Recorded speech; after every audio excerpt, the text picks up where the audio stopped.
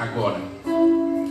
Senhor Deus e amado Pai, nesse instante, Senhor Deus, queremos suplicar a Tua graça, queremos, Pai amado, Te pedir que nesse momento os nossos corações possam estar voltados a Ti, Senhor Deus, possamos pensar naquilo que vamos falar através dos cânticos, possamos, Pai amado, preparar os nossos corações para ouvirmos a Tua palavra e assim, Deus querido, possamos fazer um culto agradável a Ti. Recebe, Senhor Deus, a nossa adoração, perdoa os nossos pecados, Senhor Deus, as nossas falhas, nos ajuda, Senhor Deus, a estarmos dispostos a fazer a Tua vontade. Abençoa, Senhor Deus, cada irmão, aqueles que estão aqui presentes, aqueles que estão vindo, aqueles que não podem vir e aqueles, Senhor Deus, que estão impossibilitados de vir por algum motivo que o Senhor conhece. O Senhor possa estar, então, visitando cada um desses irmãos, Senhor Deus. Nos abençoa nesse momento, nesse culto a Ti, em nome do Teu Filho amado Jesus Cristo, que Te oramos e agradecemos. Amém. Vamos então abrir nossas Bíblias no Salmos 16.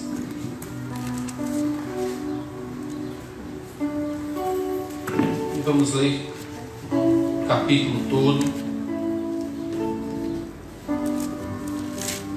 Esse salmo então vai falar de Cristo e diz assim: guarda-me, ó Deus, porque em Ti me refugio. Digo ao Senhor, Tu és o meu Senhor. Outro bem não possuo, senão a Ti somente. Quanto aos santos que há na terra, são eles os notáveis, nos quais tenho todo prazer. Muitas serão as penas dos que trocam o Senhor por outros deuses.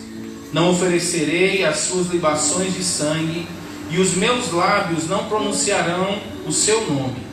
O Senhor é a porção da minha herança e o meu cálice. Tu és o arrimo da minha sorte. Caem-me as divisas em lugares amenos. É muito linda a minha herança. Bendigo o Senhor que me aconselha, pois até durante a noite o meu coração me ensina. O Senhor tenho sempre a minha presença. Estando Ele à minha direita, não serei abalado. Alegra-se, pois, o meu coração, e o meu espírito exulta. Até o meu corpo repousará seguro, pois não deixarás a minha alma na morte, nem permitirás que o teu santo veja corrupção. Tu me farás ver os caminhos da vida. Na tua presença a plenitude de alegria, na tua destra delícias perpetuamente. Então, versículo 11, quero ler novamente, para ficarmos pensando nele enquanto estamos louvando. Tu me farás ver os caminhos da vida, na tua presença há o quê? Plenitude de alegria, e na tua destra delícias perpetuamente. Então no Senhor nós encontramos alegria, e no Senhor então nos alegramos e também nos satisfazemos. Vamos então louvar ao nosso Deus.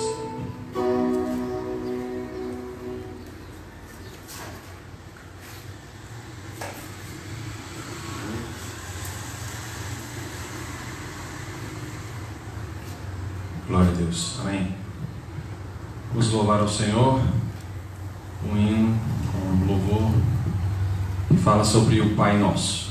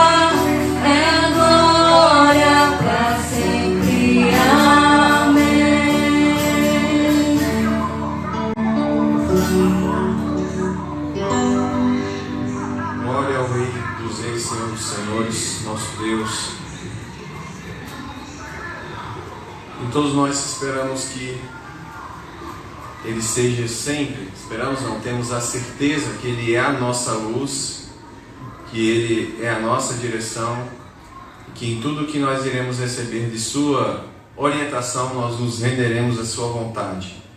Então vamos cantar Maranata, hora vem, Senhor Jesus, porque santo é o Teu nome, digno é o Teu louvor.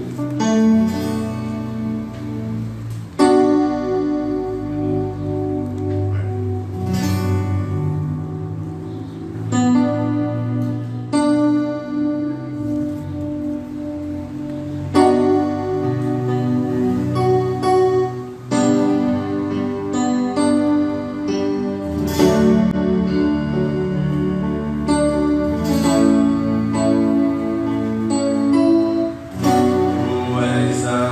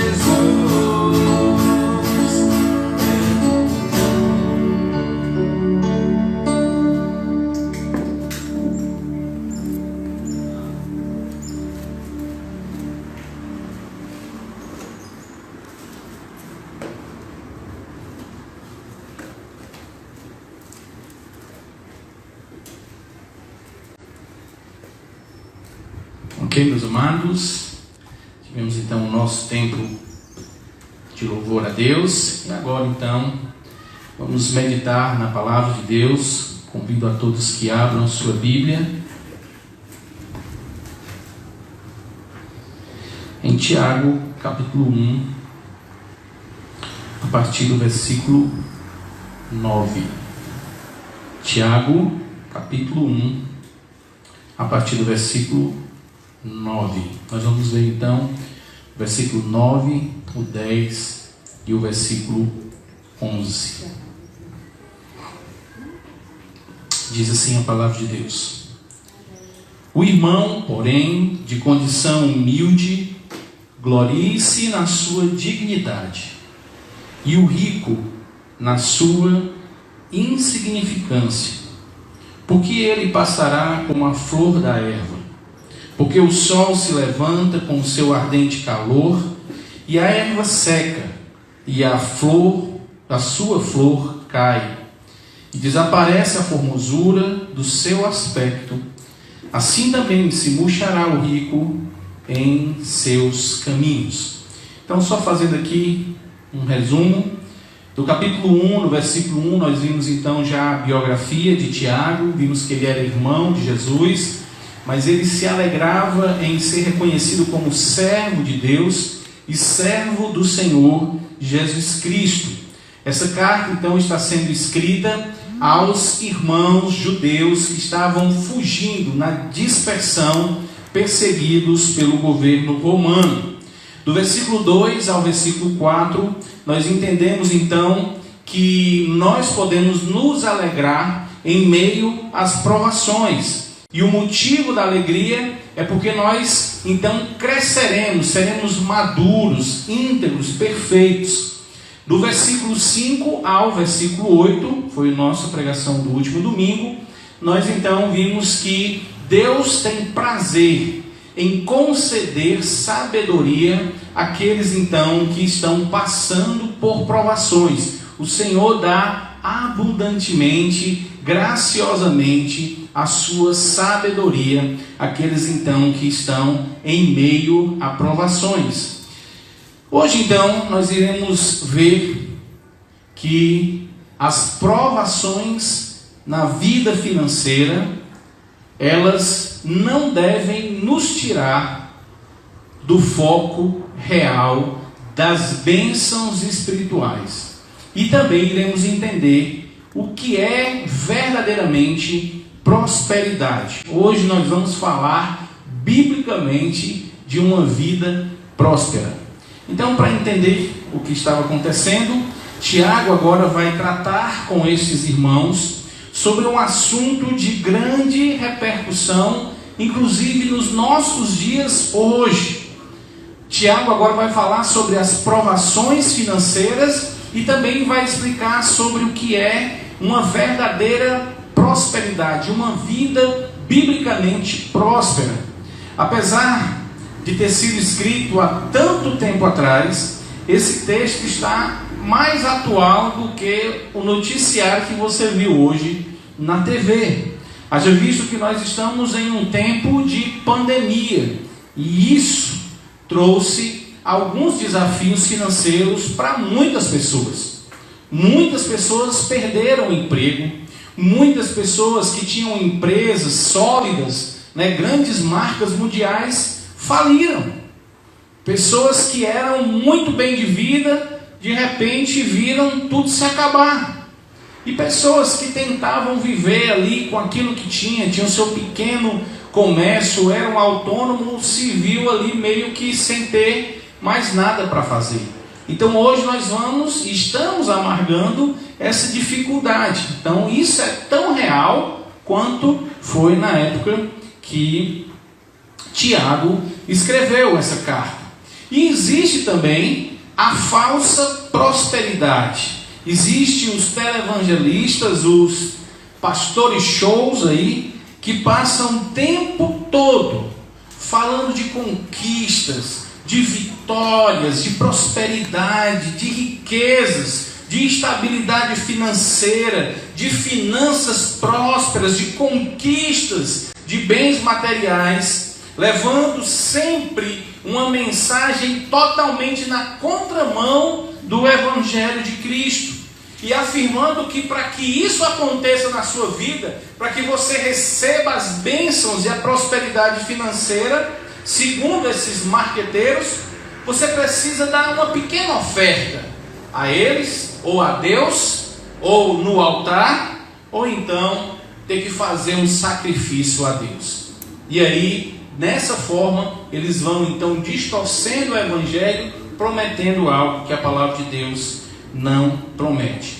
Ou seja, de um lado, uma realidade que está assolando todo mundo: falência, desemprego, necessidade e provações financeiras. De outro lado, a teologia da insatisfação, colocando sempre em xeque o cuidado de Deus na sua vida, a provisão de Deus a cada dia, e assim fazem com que os seus adeptos olhem mais para os tesouros desse mundo, para as riquezas da agora, deste mundo, e parem de olhar para o que Deus nos prometeu, os tesouros incorruptíveis e os tesouros que Deus vai nos dar eternamente. Então, meu amado, baseado no nosso texto de hoje, Tiago capítulo 1, do versículo 9 ao versículo 11, nós iremos aprender como enfrentar as dificuldades financeiras e qual o valor da verdadeira riqueza dentro da ótica de Deus. A minha oração é que você possa entender que mesmo em meio a dificuldades financeiras, elas são pedagógicas, porque nos ensina a olhar para aquilo que realmente tem valor. Nos ensina que as riquezas desse mundo, elas não são aquilo que realmente são.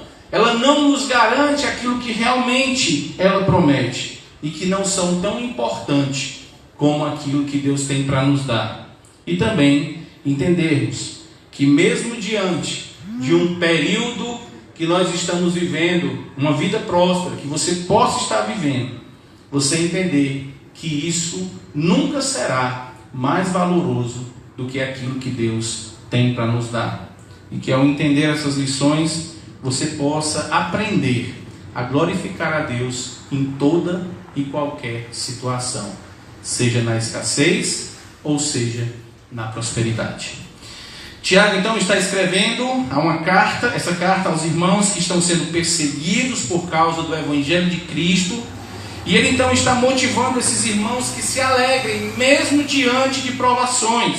Provações essas que eram muitas e variadas. E conforme o que o Tiago diz, a pobreza aqui estava dentro dessas provações. E ainda, isso é lógico, porque eles tinham deixado tudo, sua pátria, sua família, seus bens, tiveram que fugir para não morrer, estavam vivendo em locais desconhecidos, em lugares que não eram o seu lar. Baseado nisso, então, Tiago quer mostrar que a situação em que esses irmãos se encontravam não era para ser motivo de lamento ou de dúvida sobre os cuidados de Deus na sua vida, mas que eles poderiam se alegrar, porque eles tinham Deus ao seu lado, um Deus soberano, que prometia a eles algo muito mais valioso do que os tesouros deste mundo.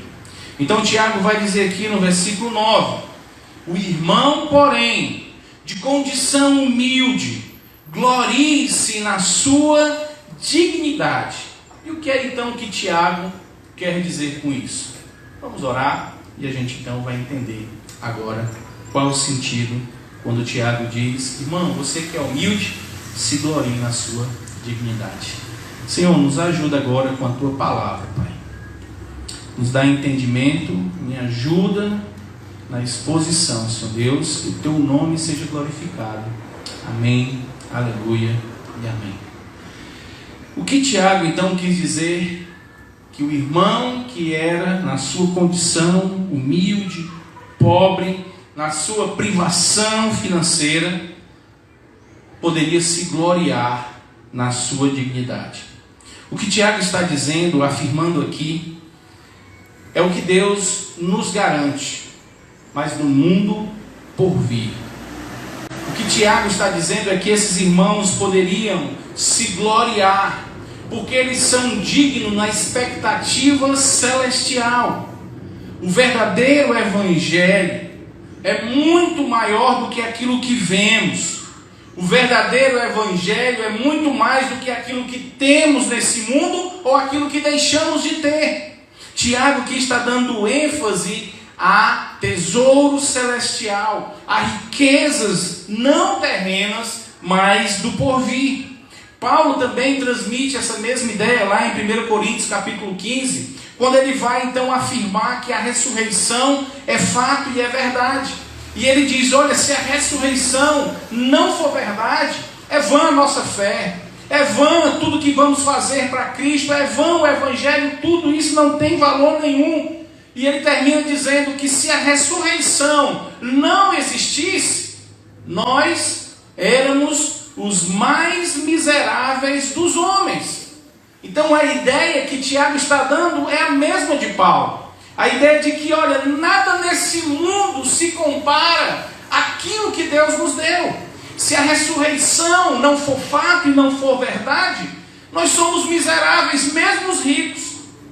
Mesmo vivendo bem, prosperamente aqui nesse mundo, somos miseráveis, porque a vida não tem sentido. Porque então morreu, acabou, qual o sentido da vida?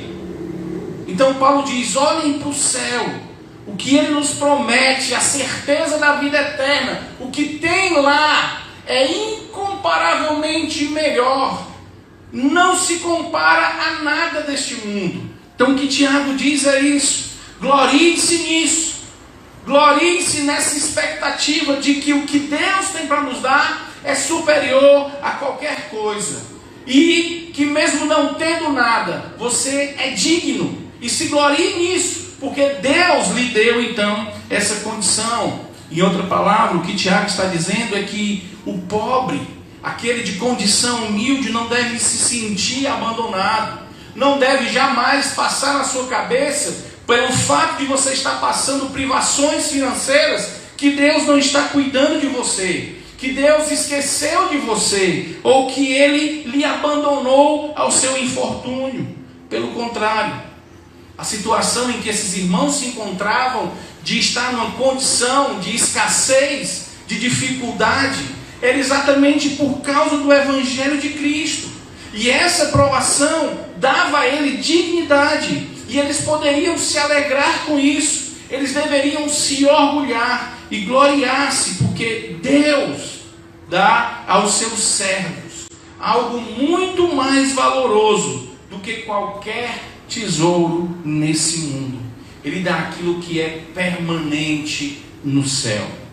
Quando ele diz que o irmão, na condição mais humilde, pode se gloriar no que ele tem no céu, ele está simplesmente reafirmando um ensinamento clássico de Jesus no Sermão das Bem-aventuranças. Em Mateus capítulo 6, no versículo 19 a 21, Jesus diz o seguinte: não ajunteis tesouro na terra, onde a traça e a ferrugem tudo consomem, e onde os ladrões minam e roubam. Ao invés disso, ajuntai vós tesouros no céu, onde a traça nem a ferrugem corrói, e onde os ladrões não escavam e nem roubam. Porque onde está o teu tesouro, aí estará também o teu coração. Assim como Jesus, Tiago estava ensinando onde devemos colocar a nossa mente, onde nós devemos colocar a nossa vida. Nós devemos estar sempre com a nossa mente voltada ao céu e não para as coisas deste mundo. O que Jesus está ensinando com grande excelência é por que nós devemos ajuntar tesouros celestiais e o porquê que nós não devemos nos preocupar com tesouros desse mundo. Porque os tesouros desse mundo perdem o encanto. Os tesouros desse mundo enferrujam. Você compra um carro e se você morar perto da praia, com pouco tempo esse carro é novo, lindo, polido, vai enferrujar, vai se acabar, vai dar problema mecânico, você vai se desgostar, porque no ano que vem vai vir um novo modelo e esse modelo já não tem mais o encanto. Um exemplo clássico que todos nós temos é na compra da aliança. Quando você vai noivar, você vai lá, elas brilham, elas reluzem. Quando você bota lá na caixinha, hoje eu vou mostrar, hoje eu vou pedir a mão da minha noiva, que abre a caixa quase 100 vezes por dia, está brilhando, é linda, encanta.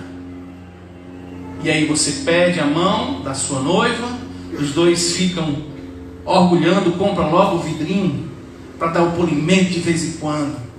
Mas o tempo vai passando, ela vai ficando opaca, ela perde o brilho, ela não tem mais o mesmo encanto. Porque as coisas desse mundo vão se perdendo. Você compra um sapato novo, é lindo, cheiroso, bonito, não quer nem pisar no chão direito, mas com o tempo ele se desgasta, se acaba e você tem que comprar outro.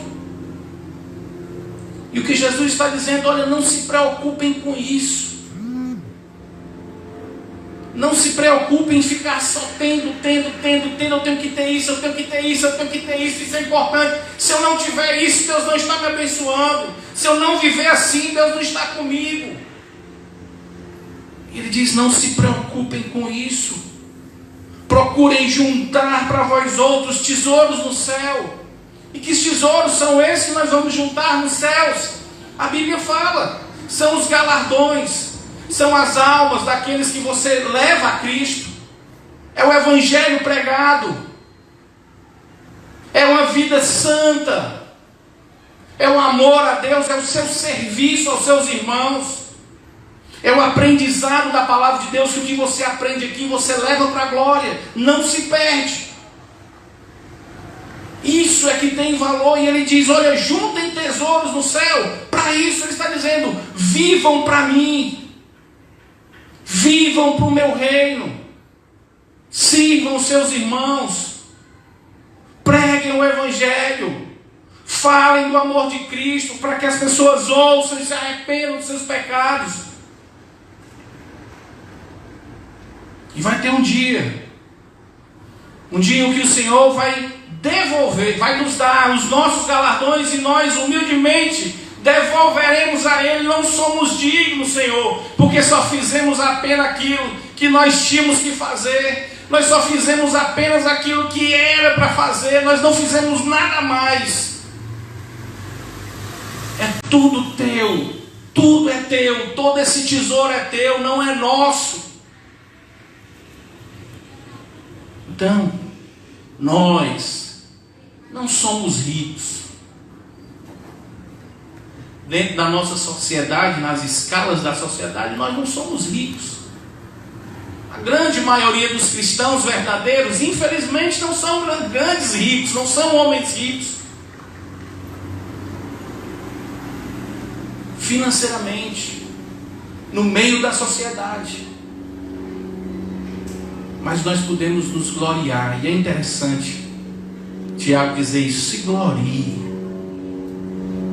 Mas se glorie naquilo que Deus te deu. Ele te tornou digno.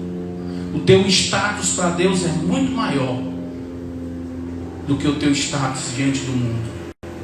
Não se preocupe se você vive numa condição humilde. Para Deus você é digno. Ele se importou com você. E Ele mandou o seu filho, o seu único filho, para morrer na cruz, para te salvar, para que você seja participante dos prazeres celestiais, para que você se torne co-herdeiro com Cristo e passe a ser um cidadão dos céus. O que Jesus quer nos mostrar é exatamente a fragilidade dos tesouros desse mundo. Nós podemos confirmar isso em Mateus capítulo 13, versículo 44. Mateus capítulo 13, versículo 44, diz o seguinte: o reino dos céus é semelhante a um tesouro oculto no campo, o qual certo homem, tendo achado, escondeu, e transbordante de alegria, vai, vende tudo o que tem e compra aquele campo. A ideia é essa. O reino dos céus é mais valioso do que qualquer coisa que nós temos. Nós temos que estar prontos a perdermos tudo o que temos. E se chegarmos a perder tudo o que temos, nós temos tudo. Nós temos tudo aquilo que precisamos. Mesmo não tendo nada neste mundo, podemos estar dispostos a isso, pela graça de Deus. É assim que devem pensar aqueles que fazem parte do reino. Nada nesse mundo tem valor. Foi isso que Paulo diz. Ele considerou tudo que ele tinha como refúgio, como nada. Nada para ele tinha mais valor, nem a sua própria vida, porque ele tinha um pensamento muito claro sobre o reino. Ele sabia que o reino de Deus tinha muito mais valor do que qualquer coisa na sua vida. É por isso que ele diz lá em Filipenses: eu aprendi a viver contente em toda e qualquer situação. Não importa como eu estou, se estou sendo abençoado por Deus e vivendo abundantemente, ou se estou sendo abençoado por Deus e não tenho nada. Esse é o pensamento, porque tudo posso. Eu posso passar por grande prosperidade, como posso passar por grande escassez, porque Deus me fortalece. Tudo posso. Não significa nada para mim prosperidade ou escassez. Não é isso que me importa. O que me importa é o reino. O que me importa é minha vida ao Senhor.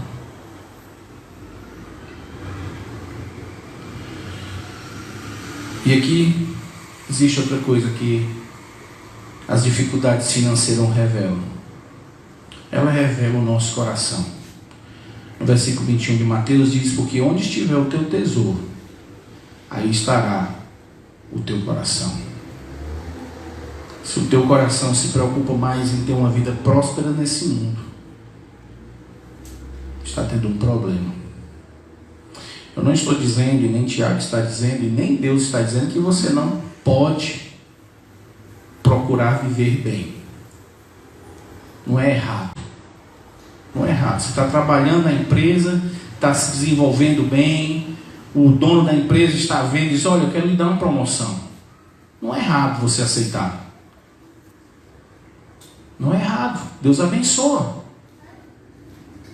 Agora, o que não pode é eu querer viver para isso, o meu coração se voltar para isso e eu me esquecer dos tesouros celestiais. Porque quando eu olho para os tesouros desse mundo e quando eu perco, eu me perco. E quando eu olho para Deus e estou recebendo bênçãos de Deus, quando eu perco os tesouros do mundo, eu continuo servindo a Deus do mesmo jeito, porque não é isso que importa para mim. Onde está o teu coração? Lá estará o teu tesouro. Foi isso que Deus fez com Jó. Deus mostrou a Satanás que Jó era um homem que amava a Deus, independente do que ele tivesse. Jó era o homem mais rico da sua época. E ele perdeu tudo. A imagem que nós temos é como se ele estivesse ao relento, cheio de chagas, cheio de doença, perdeu tudo, filhos, bens, tudo. Mas ele adora a Deus. Satanás pensava que ele tinha perdido tudo, mas tudo para Jó era Deus. Por isso que ele adora a Deus, mesmo não tendo mais nada. Eu sei como é difícil passar por necessidade, eu sei o que é amanhecer e contar ali as moedinhas para comprar o pão do café da manhã. Eu sei o que é chegar no final do mês e abrir a carteira, olhar a despensa e dizer: e agora, José, o que é que vai fazer? Como é que a gente vai dar rapadura para esse menino? Eu sei como é isso.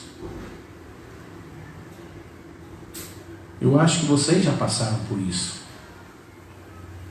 Talvez alguém esteja passando por isso. É ruim. Nos tira do eixo, nos deixa meio que desorientado. A responsabilidade grita. As contas gritam mais alto ainda. Fica lá brilhando. A gente desliga a luz, ela fica acesa, piscando. Olha aqui, paga não, para tu ver. Isso nos incomoda. É ruim quando nós estamos levando um padrão de vida e de repente temos que descer. Porque aos olhos dos homens é humilhante você ter que se desfazer de alguma coisa, você não poder mais ir para algum lugar, você não poder comer aquilo que você comia antes. É ruim. E é isso que dificulta muitas vezes a gente olhar para Cristo, porque a gente está olhando para o que estamos perdendo. A gente está olhando para os tesouros que estão caindo aqui entre os dedos.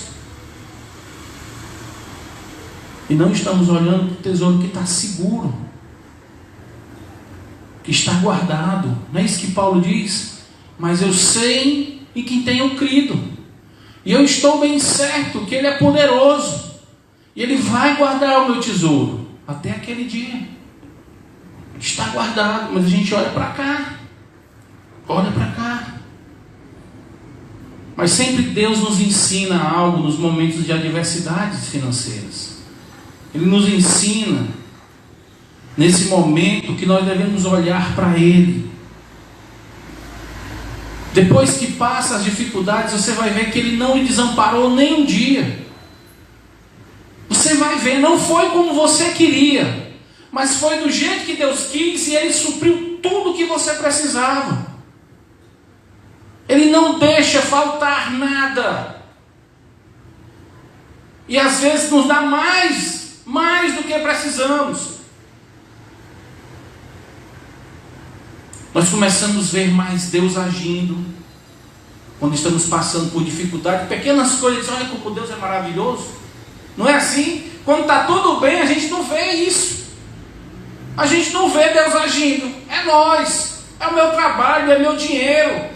Mas quando as coisas estão apertadas, que de repente aparece o dinheiro. Uma vez a gente abriu um livro, sei lá o que foi, e tinha um dinheiro dentro.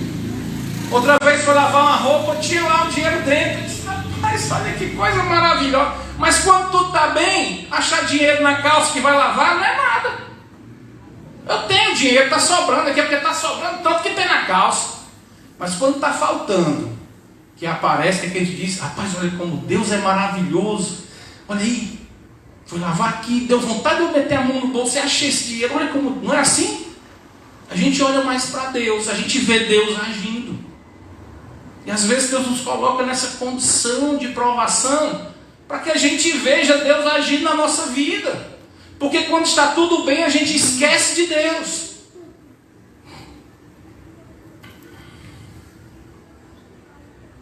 O padrão neste mundo não é o que importa. O que importa é que eu tenho que glorificar a Deus na escassez ou na abundância. O que importa é que eu vou exaltar o seu nome. O que importa é as lições que eu preciso aprender. O que importa é o que é que isso vai me deixar mais semelhante com Cristo e mais perto de Deus. Meus amados, diante disso, diferente do que alguns têm pregado por aí, passar por privações, por provações financeiras, ou até mesmo você ser considerado como irmão de condição humilde da sua igreja, da sua casa, isso não quer dizer que Deus não está te abençoando. Isso não quer dizer de forma nenhuma que Deus não está com você, não está cuidando de você. Isso também não quer dizer que Deus está lhe castigando. Às vezes Deus está permitindo isso para que você termine e diga assim, eu vivi mais perto de Deus no tempo que eu estava passando dificuldades. Foram os tempos que eu tive mais intimidade com Deus. Foram os melhores tempos da minha vida, porque eu me aproximei mais da palavra. Foi o que aconteceu, meus amados. Essa pandemia, quando começou, que todo mundo teve que sair das suas igrejas, aumentou lives, aumentou pessoas assistindo, e agora que está voltando ao normal, as pessoas começam a sumir de novo. As pessoas voltam para o mesmo lugar de antes. As pessoas vão viver a sua vida. Mas no momento de angústia, da morte, está batendo na porta, está chegando o vizinho, vai chegar na minha. Deus está ali, ó. Eu quero ouvir live, eu quero ouvir pregação. Ô bênção, ô Senhor maravilhoso, ai que coisa boa. Mas agora aqui não está mais batendo na porta de ninguém. Deus vai ficando de lado. Deus fica ali no cantinho dele. E agora eu tenho que viver a minha vida. Senhor, se eu precisar de ti de novo, não se preocupe não que eu lhe procuro. Esse é o problema. Essa aqui é o grande problema. Entenda que as provações podem vir para a sua vida, porque Deus pode estar querendo tirar algum ídolo do seu coração. Pode ser que Deus queira só que você olhe de novo para aquilo que é eterno, para que você saiba que existe algo seguro, para que você saiba que existe algo que realmente é valoroso e valioso. Ele quer tirar dos teus olhos a miopia que está ofuscando a tua visão, para realmente aquilo que deve ser visto por nós salvos em Cristo. Estar na base da sociedade, sem poder, sem condição financeira elevada, não deve tirar de mim nem de você a sua alegria. Não deve lhe deixar cabisbaixo. Não deve interferir jamais na sua fé. Não deve fazer com que você deixe de louvar a Deus. Que foi o que aconteceu com o povo de Deus quando foi preso para a Babilônia. Eles chegaram diante do rio, olhavam para o rio, se lembravam de Jerusalém. Eles penduraram as suas harpas nos outreiros. E aí o povo que tinha levado cativo sabia que eles cantavam e dizia, olha, cantem. E sabe o que eles diziam? Não, nós não vamos cantar. Nós só vamos cantar quando voltarmos de novo para o nosso lar. Não deixe que as provações financeiras tire o louvor a Deus. Não pendure as suas harpas, as suas flautas, porque não estão vivendo como queriam, porque você não tem mais aquele salário gordo, porque a sua renda diminuiu bruscamente. Continue louvando, continue adorando. Nós que estamos em condição humilde, vamos nos gloriar naquilo que é digno.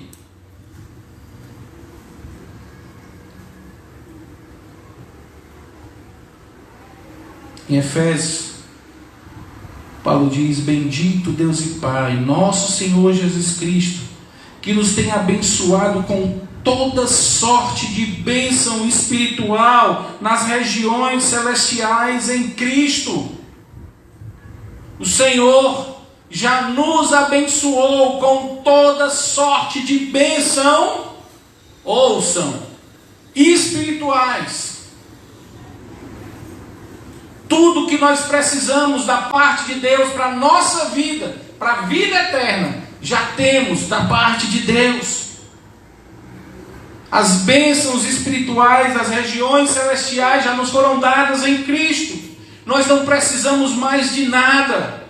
O que nós precisamos é nos contentar e louvarmos a Deus e nos gloriarmos por aquilo que Cristo fez por nós. E aprendermos a viver na dependência de Deus. George Miller, ele foi um homem ricamente abençoado por Deus. Ele alcançou centenas de crianças com os orfanatos que ele fundou. O interessante foi que ele decidiu que jamais iria pedir ajuda financeira a ninguém, exceto a Deus, em oração. E assim ele fez durante toda a sua vida. Certa vez pela manhã ele chamou as crianças do orfanato para tomar café, colocou os pratos na mesa, pediu para as crianças sentar, mas não tinha nada na mesa. George Miller então senta-se e ora a Deus, agradecendo pelo pão e pelo leite que o Senhor iria dar. Quando ele termina a oração, alguém bate na porta. Ele atende a porta e o padeiro aparece e diz: olha, eu passei a noite toda acordado, incomodado com Deus. E de manhã cedo eu acordei mais cedo que o normal e trouxe aqui esse cesto de pães para você alimentar as crianças. Ele levou os pães para dentro e logo em seguida ele abre a porta e aparece o leiteiro. E o leiteiro disse: eu estou aqui com algumas garrafas de leite porque meu carro quebrou e eu preciso tirar esse peso. Você aceita algumas garrafas de leite? George Miller aceitou as garrafas de leite. Então ele senta na mesa, divide o leite e o pão para as crianças e glorifica a Deus. Deus supriu aquelas crianças com leite e pão. Foi uma resposta direta de Deus a um servo que se orgulhava de sua condição de ser exaltado, mesmo sendo pobre de recursos. Ele sabia quem era o Deus que ele servia e que a sua condição não desanimava a sua fé, pelo contrário, fortalecia. E após cada providência de Deus, mais orgulhoso ele se sentia por poder depender e confiar em um Deus amoroso e fiel. É isso que nós precisamos entender. Nós, de condições humildes, podemos nos gloriar em Deus.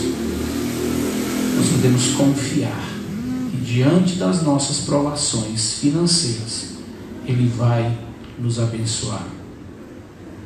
Mas existe aqui a outra lição. O texto diz: aqueles que vão entender agora o que é a verdadeira prosperidade.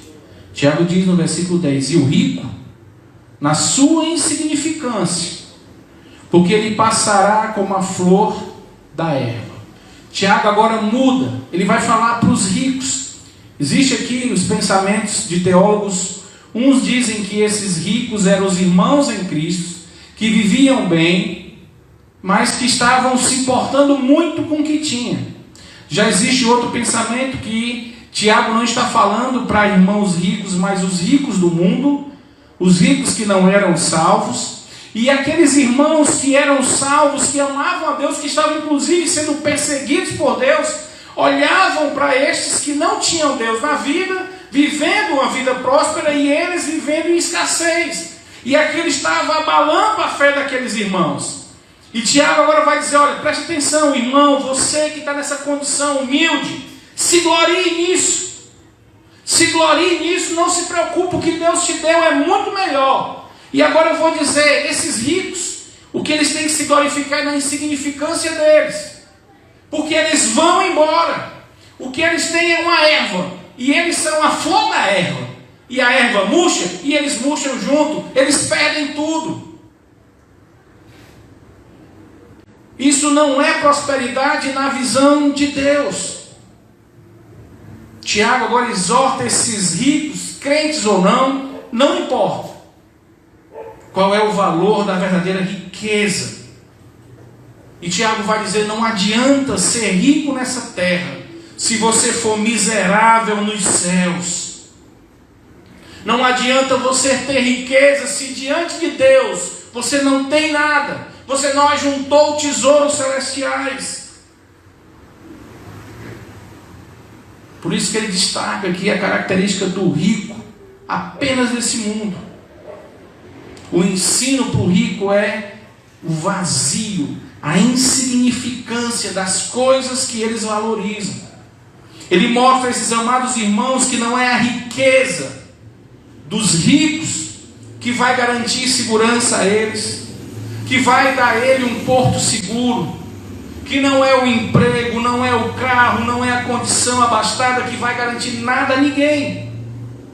E mais uma vez, trazendo para a nossa situação hoje, isso é real, isso é fato.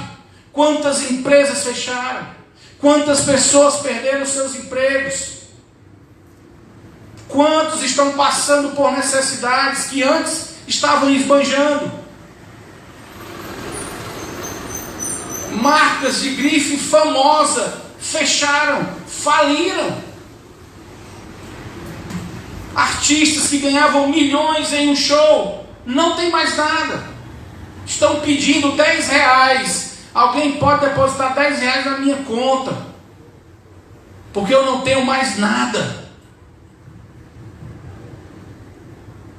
E Tiago diz, rico, tu se gloria na tua insignificância, tu não é nada. A tua riqueza não te garante nada. Vocês são vazios se vocês viverem só para isso. Não coloque a sua confiança naquilo que você tem. E Tiago diz, vocês são como uma flor da erva, mostrando assim toda a fragilidade daqueles que não têm Deus como seu tesouro. Em Lucas capítulo 12, no versículo 21, vai se falar do rico imprudente, que foi grandemente abençoado por Deus. Por quê? Porque o que ele plantou, ele colheu, e colheu em abundância, colheu com grande abundância, ao ponto de ter que quebrar os seus celeiros, fazer novos celeiros, maiores.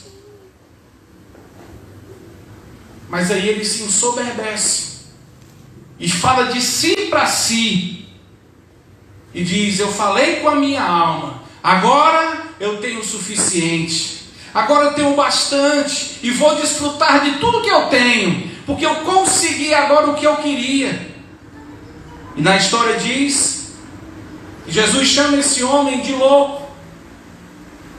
Você é louco, primeiro, por não ter reconhecido que você só tem o que você tem. Você só colheu o que você colheu porque eu te abençoei. E segundo, porque você está falando de si para si. Você não reconhece que foi eu que te dei. Ao invés, agora minha alma está farta, Senhor, muito obrigado porque o Senhor me abençoou. agora eu tenho como me suprir. O Senhor me supriu de tudo, agora eu tenho tudo que eu preciso, tenho até mais, eu posso até dar, e não vai me faltar nada. Ele diz: louco, esta noite te pedirão a tua alma, e o que tu tens vai ficar para quem? O que tu conseguiu aí com os teus esforços, de que adianta?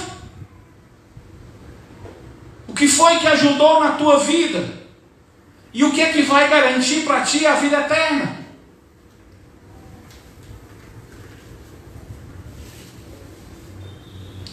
A palavra de Deus nos mostra várias passagens sobre a inutilidade da riqueza, sobre a desgraça da avareza e sobre os prejuízos da ganância.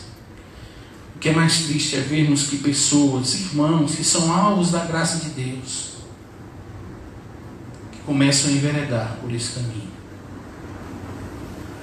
Quantos se perderam porque de forma desobediente decidiram trilhar esses caminhos e se distanciar dos caminhos do Senhor. Eu não estou dizendo que você não pode viver melhor. Eu não estou dizendo isso. Eu estou falando é que muitas vezes a ganância está travestida de responsabilidade. Não, eu estou tentando aqui de alguma forma deixar um futuro melhor para os meus filhos. Não, eu estou aqui me importando aqui com o meu trabalho, estou dando uma atençãozinha a mais porque eu estou querendo deixar aqui um futuro, né? Caso eu morra, minha esposa, meus filhos. A ganância travestida de responsabilidade. Ou então o amor ao dinheiro disfarçado de prudência. Não, estou só fazendo aqui umas horas extras, umas coisas aqui a mais, porque eu quero juntar um dinheirinho, né? Porque ninguém sabe o que pode acontecer no futuro. Aí teve essa pandemia e eu não estava preparado. Ou então é a avareza, que está maquiada lá de cuidado. Não, mas porque se eu der isso aqui, aí pode faltar. Então eu tenho que tentar aqui tomar cuidado com as minhas coisas. Irmãos, a exortação de Tiago é uma realidade para a nossa vida. Existem muitos irmãos que vivem em condição precária no mundo. Existem servos do Senhor que vivem em condição difícil por causa do Evangelho, porque é colocado sobre ele a responsabilidade de viver pela fé. Quem entende que viver pela fé é passar privação. Existem irmãos que são perseguidos, que perdem tudo por causa do Evangelho. Vivem inclusive em condição subhumana por amor a Cristo. Não vá na onda dos influenciadores digitais que ditam a roupa da moda, aquilo que tem que vestir, a grife e tal, porque se você não vestir, a sociedade não lhe reconhece. Se você não andar com aquela marca, daquele tênis, com aquela calça, com aquela marca, você não vai ser ninguém. Não vá nessa onda. Eles não são felizes como parecem ser. Eles não estão tão bem quanto parecem estar. Olhem para o Rei. Olhem para o céu. Viva a palavra de Deus, busque agradar a Deus, viva dentro da vontade dEle, não ande ansioso, confie em Deus. Olhe o que Deus prometeu na vida eterna, olhe o que Ele tem nos prometido. Ele vai nos dar o que comer e o que vestir. Ele nos tem como filhos de Deus. Ele nos deu a vida do seu Filho para nos salvar de graça, e Ele vai nos sustentar. Não deseje o que o mundo deseja, não queira viver como eles vivem, porque tudo nesse mundo passa, assim como tudo que há neste mundo. E aqueles que amam o mundo não podem amar o Pai, porque o amor de Deus não está no coração, está o amor ao mundo. Não tenha inveja daqueles que prosperam na sua impiedade, na sua iniquidade. Porque se você olhar muito para esse tipo de gente, você perde o foco. Foi o que aconteceu com Asaf. Salmo 73 vai falar que Asaf estava passando por aflição. Ele começa a ver a prosperidade do ímpio, vê que o ímpio lá é gordo, robusto, saudável, vive se regalando, come de tudo, está satisfeito. E ele, como um servo do Senhor, estava passando por aflição. E ele diz: foi quase que eu caí de tanto olhar para esse povo. Mas ele diz que foi então para o templo. Chegou no templo, começou a contemplar as maravilhas de Deus e viu o fim dos ímpios. E ele disse então que caiu em si e disse: eu tenho motivo para me alegrar. Eu sou abençoado por Deus. Deus me abençoa demais, e o fim do ímpio está bem à porta. Eles vão sofrer eternamente, porque se esqueceram de Deus, porque dependem da sua riqueza e vivem na impiedade. Mas os servos do Senhor Ele guarda. Asaf, se fosse colocar nos dias de hoje, com certeza ele seria algum líder do ministério, talvez um pastor de uma igreja. Era um servo, era um crente com C maiúsculo. Mas quase se desvia, porque olhou demais para a prosperidade do ímpio. Foi só quando ele olhou para Deus que ele viu quem realmente estava sendo cuidado por Deus. E mais uma vez nós podemos usar o exemplo de Jó. Na sua desgraça, na sua pobreza, na sua aflição, ele não deixou de olhar para Deus. Essa é a vitória do crente. Seja ele rico, seja ele pobre. O importante é as riquezas celestiais, que a traça e a ferrugem não alcançam e o ladrão não consegue roubar. Essa é a verdadeira prosperidade. Então, meus amados, diante de provações financeiras, diante de pobreza, não desanime. Não pense que Deus lhe abandonou. Ele não esqueceu de você. E diante da prosperidade financeira, não se ache autossuficiente. Não ache que você agora é dono de todas as coisas. Não queira viver dependendo somente daquilo. Continue olhando para Cristo. Que essas coisas não estejam brilhando tanto, que elas percam valor, mas que as coisas celestiais sejam o seu maior tesouro. Mantenha o seu olhar no que tem valor. E o que tem valor para os salvos em Cristo são as promessas celestiais.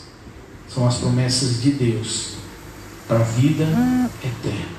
Só assim, só dessa forma, você vai poder gozar a verdadeira prosperidade, tanto na escassez como na abundância.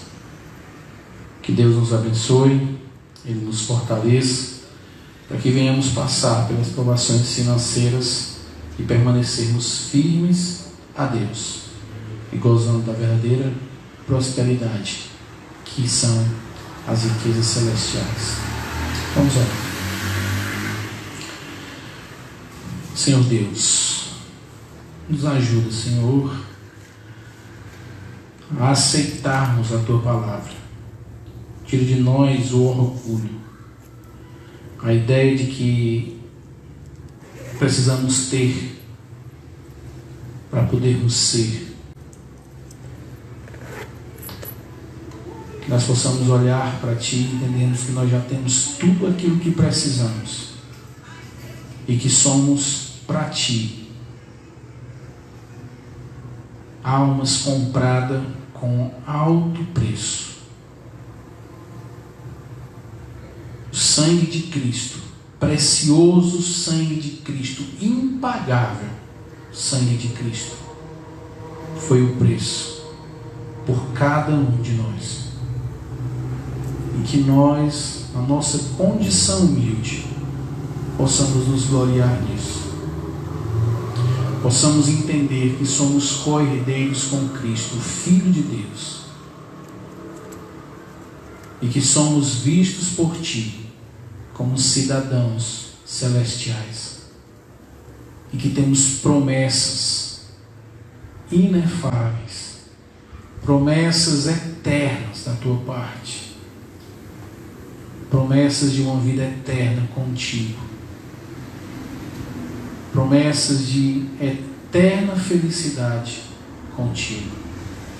Que isso nos basta e que isso seja a nossa alegria, que a Tua palavra seja o nosso maior tesouro, que a nossa comunhão contigo seja aquilo mais importante do que qualquer coisa nesse mundo, e que o nosso coração esteja somente em Ti, para a honra e glória do Teu santo nome.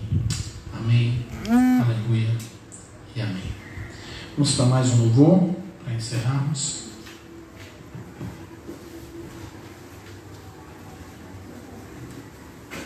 Vamos ficar de pé enquanto estamos louvando.